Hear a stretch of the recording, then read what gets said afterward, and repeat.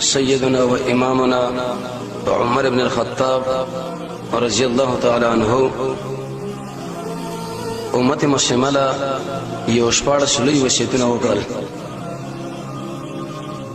یو وصیت په دیو کې چې کله انسان سره بد کوي ته د بدو جواب په بدو باندې مکوا بلکې د الله اطاعت کوا چې الله ری بتایید کې ودرېږي د مقابله بخپله به وشي. دویم په خلکو باندې بدګماني مکوا. دریم د صحیح د خبرې صحیح توجیه کوا د شمو یا چې د مقصد په ما باندې رد دی یا به وبل چا. څلورم د تهمت د ځان ساته او پنځم د خپل راز اچاله مو یا نو ته کامیاب شي اوچت بشي.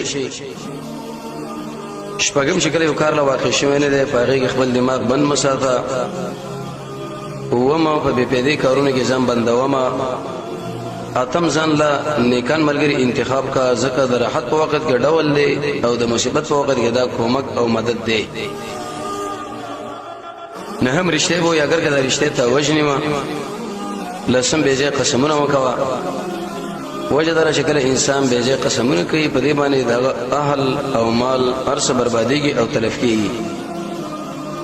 یو لسم د دشمن په خوا کې ګرځما موقع لګوري در باندې برید کې عملیات. دولسم د خپل راز او ار خبره د ډیرو خلکو سره شریکوم تر څو پر جو سره د الله نه یریږي نه. دیرلسم فاسقان او فاجران چې کله به یوځای کې وشيږي د غوینه په سفر کې ځان ساته او د قشم په هزار کې ذکر دوی په ملګرتوب کې ډېر لوی نقصانونه دي اثر په سړي باندې کوي.